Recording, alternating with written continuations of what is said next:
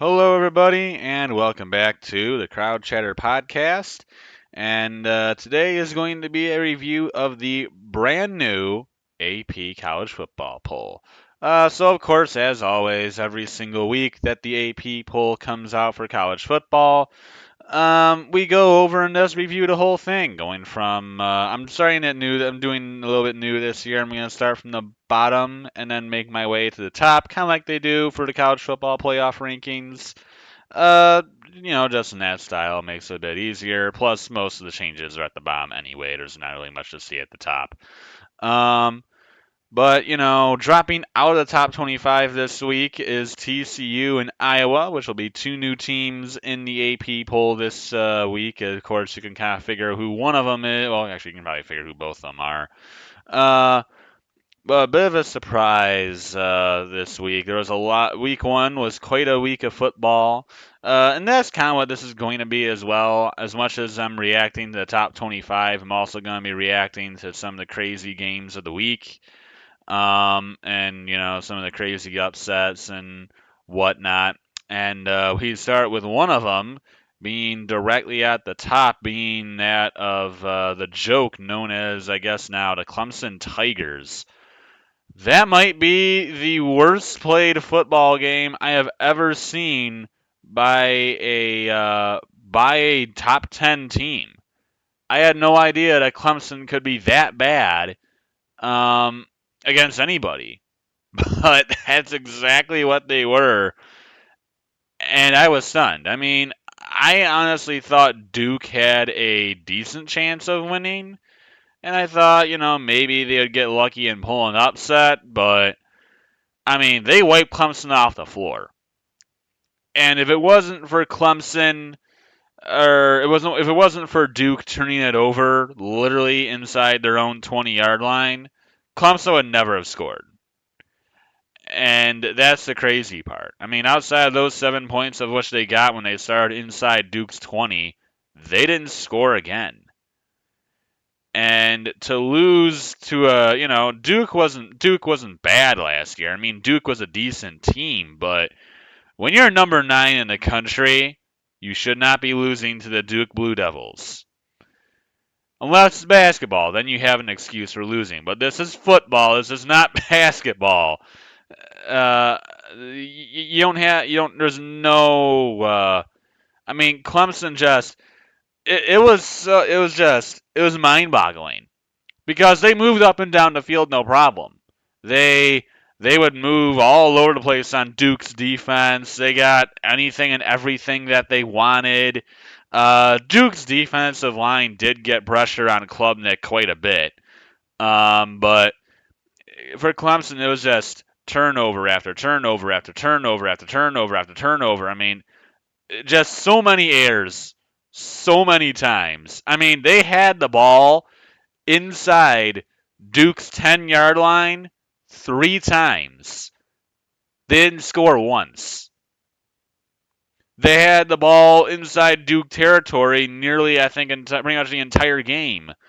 And outside of that one drive that they, of course, just got inside of the 20, they didn't score. It just mind-boggling. Like, how is that possible?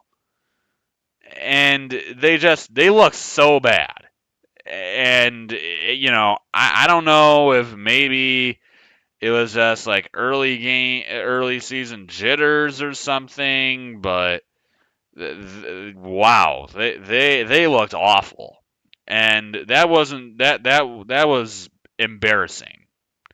And really, the fact that they're ranked, I think, is ridiculous. They should not be in the top 25 after that uh, whole escapade.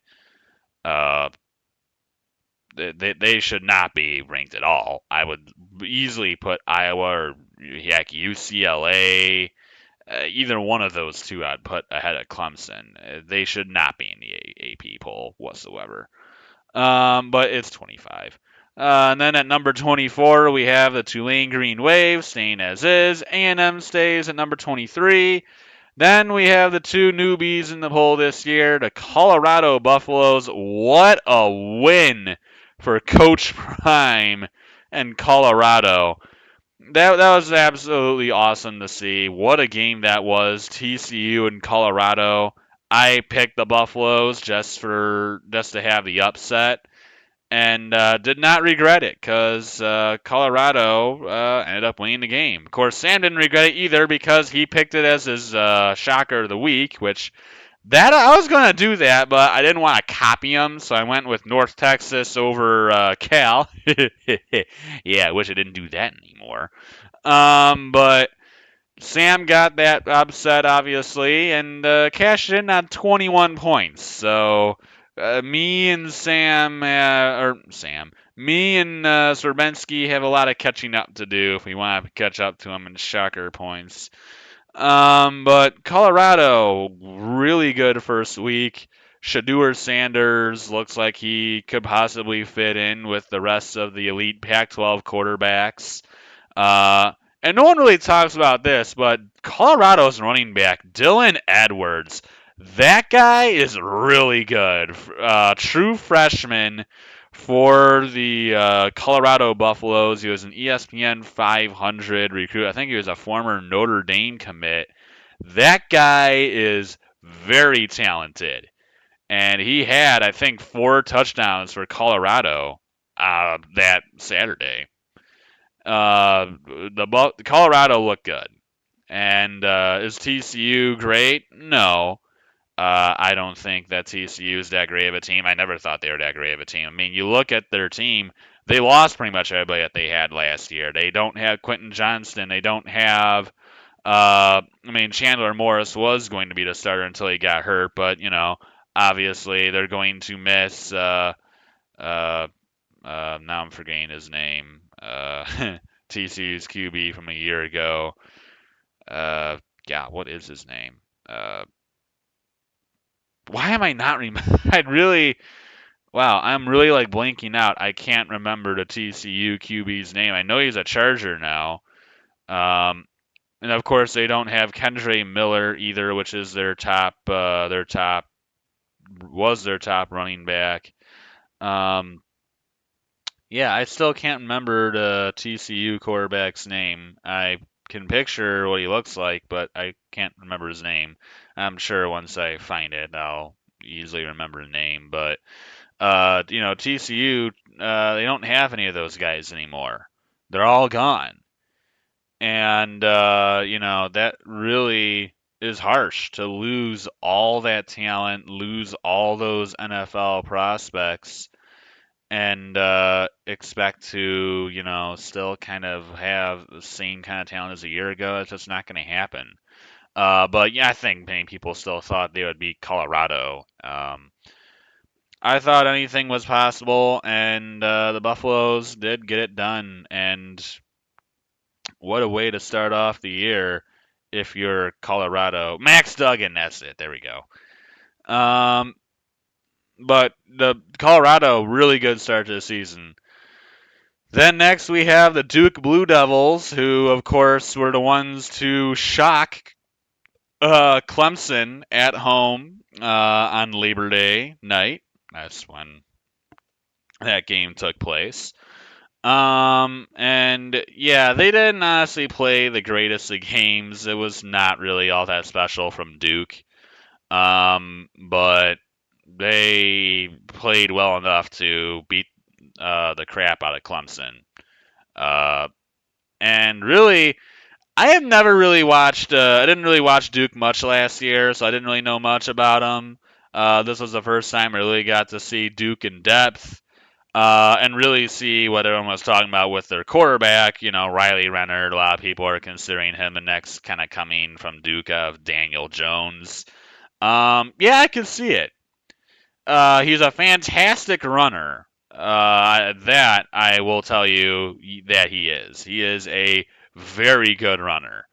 In terms of throwing the football, I didn't really see him throw many great balls, but he can definitely run. He is an outstanding runner, which literally does sound like a copycat which really does sound like Daniel Jones 2.0.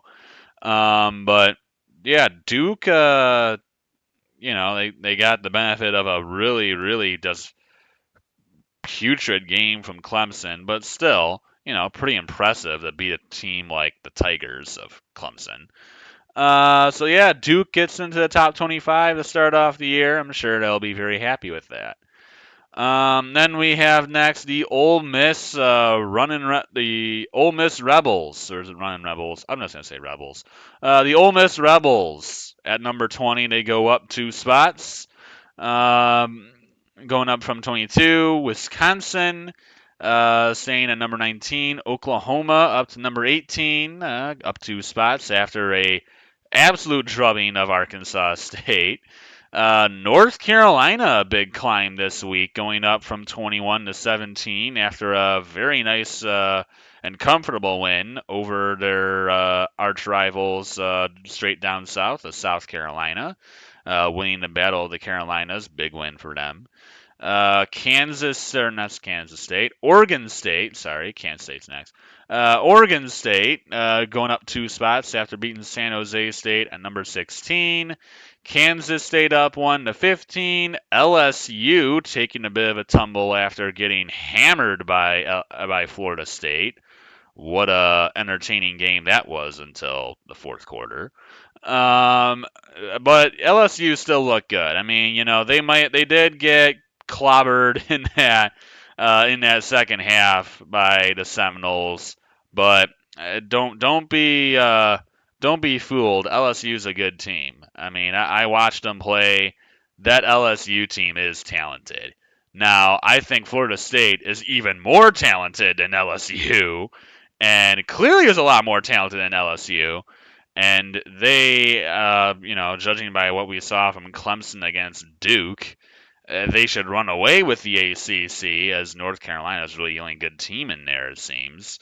But LSU is a very good team, and they're going to make it tough on Bama in the SEC West. And then you have Oregon going up 2 to number 13, Utah up 2 at number 12 after a nice win over Florida. Gators, honestly, they also shot themselves in the foot a crud ton as well. The game probably would have been better if they didn't just absolutely shoot themselves in the foot every other minute. Texas remaining at number 11. Notre Dame up 3 spots to number 10. Tennessee up 3 spots to number 9 after their drubbing of the Virginia Cavaliers, as probably expected. Washington up to number 8 after a pretty good drubbing of Boise State, although their start to that game was slow, so pretty impressive that they ended up beating up on them that badly at the end of the day. Penn State and USC holding place at numbers 7 and 6. Ohio State down 2 spots to number 5 after a poor showing against the Indiana Hoosiers. Still came out with the win, but it really was not at all convincing, and they did not look good.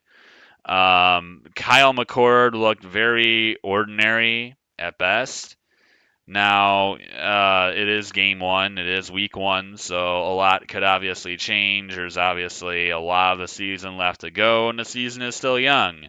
But considering that this is the Indiana Hoosiers, and against Indiana, he didn't look very good, that's a tiny bit concerning. Now, yes, I'm a Michigan fan, so I obviously can't stand Ohio State. So take those comments with a grain of salt. But still, I think most people would agree that probably was not what people were hoping for nor expecting.